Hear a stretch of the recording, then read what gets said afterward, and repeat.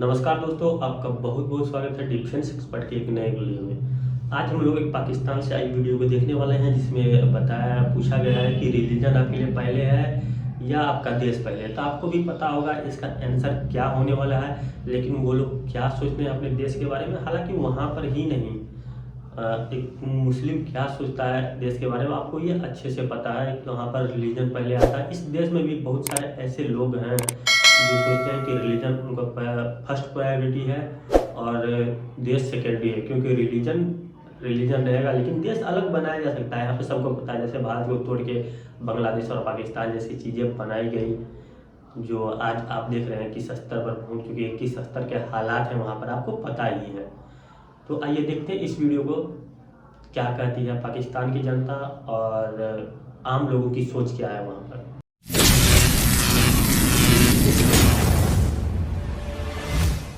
Sir, आपका नाम? मेरा नाम इंजीनियर उमेर। मुझे बताइएगा कि इस्लाम पहले है या फिर पाकिस्तान? बुनियादी तौर पे तो इस्लाम पहले है, ठीक है, बीइंग अ मुस्लिम, और उसके बाद फिर आपकी रियासत होती है। और इस्लाम की भी ताबेदारी जो है ना वो ज़रूरी है, जिस तरह अल्लाह ताला के अहकामात है, और रियासत की भी फिर ताबेदारी जो है ना ये इस्लाम का हिस्सा है। आपको पता होगा कि पाकिस्तान की बुनियाद क्या थी, पाकिस्तान का मतलब क्या है? ला इलाहा इल्लल्लाह।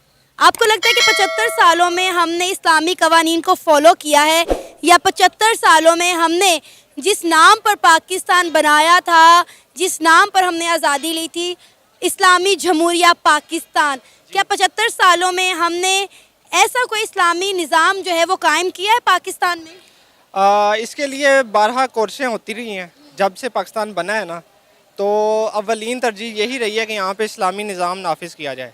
लेकिन क्योंकि ब्रिटिश से हमने आज़ादी हासिल की है ना, तो जो उनका वो जो सिस्टम था ना वो यहाँ ही रह गया है।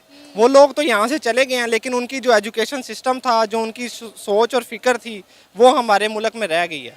तो जब तक हम इस चीज़ को एलिमिनेट नहीं करेंगे ना, तो तब तक हमारे जो है ना वो इस्लाम के साथ पक्के मजबूत बंधन नहीं बच सकता। मैंने ना कुछ दिन पहले एक इंटरव्यू किया था, उसमें एक आप जैसे नौजवान ने बोला कि इस्लामी जमहूरिया पाकिस्तान, ये दो नाम है। जमहूरियत और इस्लाम साथ साथ नहीं चल सकते, या तो इस्लामी निज़ाम हो सकता है या फिर जमहूरी निज़ाम हो सकता है। आप इस पर क्या कहेंगे? बिल्कुल, उस भाई ने बिल्कुल सही बात किया है। ये जो जमहूरी निज़ाम है ना, ये ब्रिटिश लॉ के मुताबिक ये चल रहा है, जो हमारे पार्लियामेंट्स हैं। क्योंकि इस्लाम में जो है ना वो ताबे कर इंसान जो रियासत के ताबे होती थी, और उसका एक खलीफा होता था, ठीक है। जो खलीफा का फैसला होता था वो रियासत का फैसला होता था। लेकिन ये जो डेमोक्रेटिक सिस्टम है ना, ये तो ब्रिटिश गवर्नमेंट से ही हमने अखज़ किया, हमारा सारा लॉ भी उधर से ही बना है। आपको लगता है इस्लामी निज़ाम अगर पाकिस्तान में कायम और दायम हो जाता है और उस पर अमल किया जाता है, तो पाकिस्तान तरक्की की राहों पर गामज़न हो सकता है? कोई शक ही नहीं है, कोई शक ही नहीं है। जो जब अल्लाह ताला ने हमें एक गाइडेंस दे दी है ना अपनी किताब में, शरीयत के ज़रिए, नबी पाक सल्लल्लाहु अलैहि वसल्लम की सीरत और सुन्नत के ज़रिए, तो कोई शक ही नहीं है कि पाकिस्तान नहीं अपने पाँव पे खड़ा हो सकता। हमारे सामने मिसाल है, जापान बिल्कुल तबाह हो गया था, जर्मनी बिल्कुल तबाह हो गया था। उन्होंने बिल्कुल इस्लामिक रूल्स पे फॉलो अप किया, और वो 10-10, 15-15 साल में ना दुनिया में वापस उठ के आ गए हैं। क्योंकि वो लोग झूठ नहीं बोलते, वो लोग बददियानती नहीं करते, वो लोग इतने ईमानदार हैं। मेरा दोस्त अभी जापान से आया है कल, तो मुझे आज मिला, उसने कहा कि मैं अपना iPhone 14 पार्क में भूल के वापस चला गया हूँ रूम में।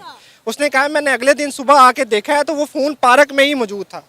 ये आज की बात है, मेरे से शाम की टाइम वो मिला है, जापान से आया है MSc करके। तो उसने कहा कि वहाँ पे मैंने ये चीज़ देखी है कि लोग ईमानतदार हैं, मेहनती हैं, जो रियासत फैसला करती है डट जाते हैं। अच्छा, इंडिया की तरक्की का राज क्या, इंडिया की कामयाबी का राज क्या? हालांकि इंडिया जो है एक डेमोक्रेटिक कंट्री है। इंडिया में थोड़ा सा ये एक उनको एज है कि उनकी पॉपुलेशन बहुत ज़्यादा है। उनके जो लोग हैं ना वो ज़्यादा पेनिट्रेट कर चुके हैं दुनिया में। जैसे गूगल का CEO इंडिया का है, ट्विटर, इसी तरह माइक्रोसॉफ्ट, हर जगह पे उनका ना जो है ना वो पेनिट्रेशन है, लॉबिंग है। असल में ये समझे, ब्रिटिश जो काउंसिल है ना उसमें भी इंडिया के बहुत ज़्यादा मेंबर्स होते हैं। तो वो लोग जो है ना दुनिया से फ़ायदा उठाते हैं, उनसे दोस्ती भी रखते हैं, उनसे दुश्मनी भी नहीं पालते। लेकिन दुनिया भी तो इंडिया से फ़ायदा उठा रही है ना। जी, लेकिन देखें ना, हमारा ये होता है कि हम लोग एक साइड पे ना अपना टिल्ट कर लेते हैं, या अमेरिकन अलायंस बन जाते हैं, रशियन के ख़िलाफ़ हो जाते हैं, या रशियन अलायंस बन के अमेरिकन के ख़िलाफ़ हो जाते हैं। वो लोग ऐसे नहीं करते। आपको लगता है कि इंडिया की जो कामयाबी है उसमें भी उसके मजहब का या हिंदू तत्व का कोई हाथ है? उनका बिल्कुल हाथ है। उन्होंने ये नारा बुलंद किया हुआ है और इलेक्शन इस चीज़ पे जीता है कि हमने ना हिंदू डोमिनेंट सोसाइटी बनानी है। अच्छा। ये मोदी ने इलेक्शन ही इस चीज़ पे जीता है। उन्होंने बल्कि ये कोशिश की थी कि हम एक ना अटैक भी करवा के ना पाकिस्तान पे अपना त्यारा भेज के, तो हम एक अटैक भी करवा के ना ज़रा अपनी पॉइंट स्कोरिंग कर लें। ये कब हुआ था? ये अभी 27 फरवरी की बात मैं आपको याद करवा रहा हूँ, जब कुलभूषण यादव को हमने चाय पिला के भेजा इंडिया वापस। नहीं, वो तो अभिनंदन थे मेरा ख्याल। जी जी, अभिनंदन को हमने चाय पिला के जब वापस भेजा ना, ये उन्होंने एक ड्रामा रचना था कि हमने पाकिस्तान पे हमला कर दिया है, वो हमारे सामने कमज़ोर हैं। लेकिन उनको पता नहीं था इमरान खान उस टाइम प्राइम मिनिस्टर है, ठीक है। उसने कहा हम रिटेलिएट कर, सोचेंगे नहीं, हम करेंगे। तो उन्होंने वो फिर उनका त्यारा भी गिराया। सर, हम कुछ नहीं कर सकते इसलिए हमने बड़े प्यार मोहब्बत के साथ उन्हें वापस भेज दिया चाय पिलाकर। जी जी, वो फिर हमारी मजबूरी थी। एक आलमी दुनिया में स्टांस लेना था कि हमने दरगुजर करके उसको माफ़ करके चाय पिला के वापस भेजा है। तो इससे बड़ा पॉजिटिव इमेज पाकिस्तान का गया था। ये खुदा ना खास्ता उन्होंने ये नहीं कहा पाकिस्तानी डरपोक है, उन्होंने हर जगह पे अप्रिशिएट किया। अमेरिका ने भी, दूसरे मुल्कों ने भी एटमी जंग हो सकता, हम उनका एक जहाज़ का त्यारा गिराते, हम उनका वो वापस भी ना करते, वो अगला मिशन यहाँ पे भेजते, फिर हम उनको रिटेलिएट करते, फिर हम उनको रिटेलिएट करते, तो ये चेन शुरू हो जाती है। आपको नहीं लगता कि इंडिया के साथ हमारे ताल्लुकात बेहतर होंगे तो पाकिस्तान इस मौशी बहरान से निकल सकता है? इसमें हमें इस्लामिक पॉइंट ऑफ व्यू भी देखना पड़ेगा कि कुफार जो है ना वो कभी भी मुखलस नहीं होते मुसलमानों के साथ, अंदर ही अंदर वो बुग़्ज़ रखते हैं। लेकिन अगर तो अवामी फ़ैसले के तौर पे देखा जाए ना, तो उनके साथ अगर बॉर्डर्स खोल के तिजारत की जाए तो कोई हर्ज नहीं है। लेकिन बहुत सारी इस्लामिक कंट्रीज इंडिया के साथ तो ट्रेड कर रही हैं, इंडिया के साथ मगर ताल्लुकात बड़े अच्छे जा रहे हैं। बिल्कुल, हमें भी करनी चाहिए, इस पे सोचना चाहिए, इस पे कोई डेड लॉक जो है ना उसको ख़त्म करना चाहिए कि हमारा सबसे बड़ा बॉर्डर जो है ना इंडिया के साथ लगता है और वो बड़ी सस्ती चीज़ें हमें दे सकते हैं। आपका नाम? मोहम्मद शाहिद नवाज़। अहमद खान। मैं इंजीनियर हूँ और लाहौर लीड यूनिवर्सिटी में पढ़ता हूँ। सही। अच्छा, मुझे ये बताएं सर, इस्लाम पहले है या फिर पाकिस्तान? ये हज़ूर सल्लल्लाहु अलैहि वसल्लम की सुन्नत मुबारक है कि हुब्बुल वतनी मिनल ईमान, जो वतन की मोहब्बत है वो ईमान का हिस्सा है। तो ये इस्लाम के दायरे में रहते हुए हमने वतन से मोहब्बत करनी है। इस्लाम को हमने प्रायोरिटी दे के वतन से मोहब्बत जब करेंगे तो वतन की मोहब्बत हमें फ़ायदा देगी। सर, आप मुझे एक चीज़ बताएं, इस्लाम पहले है या फिर पाकिस्तान? बीइंग अ मुस्लिम अगर तो हम देखा जाए तो पहले इस्लाम आता है, उसके बाद पाकिस्तान आता है। तो जो इस्लाम है, इस्लाम की बेस पे ही पाकिस्तान का जो वजूद है वो मार्ज अमल में आया है। तो इसलिए हम इसको किसी सूरत डिनाई नहीं कर सकते कि इस्लाम जो है ना उसको हम पीछे करें और पाकिस्तान को हम आगे लेकर आएँ। मैं आपकी बात से बिल्कुल एग्री करती हूँ कि पाकिस्तान की बुनियाद ही इस्लाम के नाम पर बनी थी और पाकिस्तान का मतलब भी यही है, ला इलाहा इल्लल्लाह मुहम्मद रसूलुल्लाह। लेकिन मैं ये जानना चाहती हूँ कि जब ये पाकिस्तान बना ही इस्लाम की बुनियाद पर था, पाकिस्तान का मतलब ही ला इलाहा इल्लल्लाह मुहम्मद रसूलुल्लाह है, तो 75 सालों में फिर हमारे यहाँ पे इस्लामी कवानीन या इस्लामी निज़ाम जो है वो कायम क्यों नहीं कर सके हमारे हुक्मरान? जी जी बिल्कुल, हमने जो इस मुल्क को हासिल किया है वो कलमा के नाम पे हासिल किया है, इस्लामी शरिया के नाम पे हासिल किया है। लेकिन इस पे अमल इसलिए नहीं हो सका कि हमारे पास जो निज़ाम था वो ब्रिटिश का था। तो ब्रिटिश निज़ाम में हमने, क्योंकि ये ब्रिटिश निज़ाम भी कोई आज का नहीं है, ये हज़रत उमर फ़ारूक रज़ियल्लाहु ताला अन्हु आपने ही जमहूरी निज़ाम बनाया था कि आप खलीफा चुनते थे तो इस इलाके के लोगों को, यानी वोटिंग का एक तरीका था, जैसे हम वोटिंग के ज़रिए हुक्मरान चुनते हैं। इसकी सबसे बड़ी वजह जो है ना वो हमने जमहूरी निज़ाम को कंटिन्यू नहीं किया। इसकी वजह सबसे यही है कि इसमें जो हमारा 77 ईयर का पीरियड है हमारी आज़ादी का, इसमें 80% तो हमारा मार्शल लॉ लगा है, उसमें 20% जमहूरियत थी। अगर हम जमहूरियत को चलने देते तो कोई ना कोई अल्लाह के करम से एक ऐसा लीडर आ जाना था जिसने असल मानों में इस्लाम को पाकिस्तान में नाफिज करना था। और अगर हम ये नहीं है कि हम इस्लाम को अगर नाफिज कर लें पाकिस्तान में तो हम दुनिया में पीछे रह जाएंगे, ऐसा नहीं है। जैसे हम अरब ममालिक को देखते हैं, गल्फ़ कंट्रीज़ हैं, उनमें बहुत सारे ममालिक ऐसे हैं जो इस्लाम को पूरा फॉलो करते हैं, सूदी निज़ाम नहीं है, बाकी सारे सिस्टम भी इस्लाम के मुताबिक हैं, लेकिन उनकी तरक्की उरूज पे है। उसकी वजह यह है कि वो कमिटमेंट वाले लोग हैं। हमारे के साथ हमने अपने साथ जो कमिटमेंट की है वो कमिटमेंट पूरी नहीं करते। हम जो इस्लाम पे, शरीयत पे चलने वाली चीज़ें हैं हम उनको अडाप्ट नहीं करते, हम झूठ बोलते हैं, बददियानती करते हैं, बुरे काम करते हैं। जब हम अपने एहतसाब को लेकर ख़ुद को अगर इस इस्लाम के मुताबिक चलना स्टार्ट कर देंगे तो ये इनकलाब आहिस्ता आहिस्ता बढ़ता बढ़ता पूरी दुनिया में फैल जाए। सर आपने कहा कि बहुत सारी कौमें, बहुत सारे मुल्क इसीलिए तरक्की कर रहे हैं क्योंकि वो इस्लामी कवानीन को फॉलो कर रहे हैं। हमारे हमसाए मुल्क अगर इंडिया की बात करें तो उसकी तरक्की का राज क्या है? जी, उसकी तरक्की का राज ये है कि एक तो उनकी आबादी ज़्यादा है, दूसरा सबसे बड़ी वजह उनकी ये है कि वो टेक्नोलॉजी में बहुत आगे है। पाकिस्तान में अनफॉर्चुनेटली हमने CSS को प्रेफरेंस दी है, हमने डॉक्टर बनने में ज़्यादा प्रेफरेंस दी है। हमने ये नहीं सोचा कि हमने टेक्नोलॉजी में क्या करना है। टेक्नोलॉजी हमने सॉफ्टवेयर इंजीनियरिंग में आगे नहीं गए, हम सिविल इंजीनियरिंग में आगे नहीं गए, हम मैकेनिकल इंजीनियरिंग में आगे नहीं गए।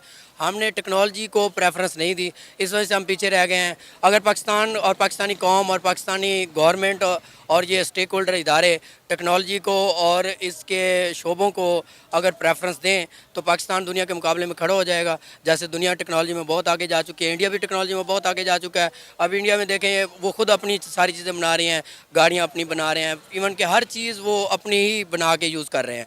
अब तो उनकी वो स्पेस भी खला में चली गई है, ये सबसे बड़ी उनकी अचीवमेंट है। ठीक है, वो हमारे दुश्मन है, हमारा दुश्मन मुल्क है, लेकिन उनकी अच्छी खसूसियात ये हैं। लेकिन उनकी सबसे बुरी जो खसूसियत है वो ये है कि वो लिसानियत और मज़हब परस्ती में वो बहुत आगे जा चुके हैं।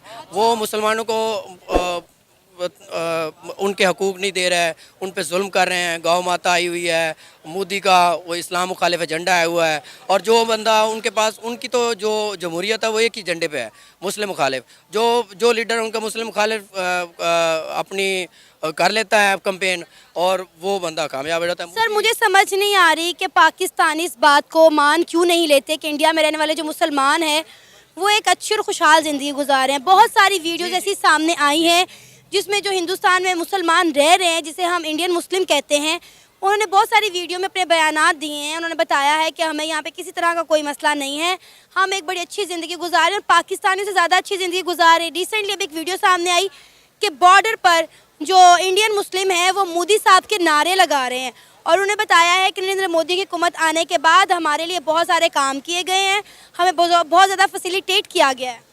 जी बिल्कुल, मैं तो इवन कि आप इंडिया का कह रही हैं, खुशहाली के लिहाज से देखा जाए तो मैं इंडिया का नहीं, मैं तो कश्मीर का कहता हूँ। कश्मीर भी बड़ा खुशहाल है। कश्मीर का जो अभी पड्डा चल रहा है ये तो सर जस्ट एक सियासत के नेम पे है।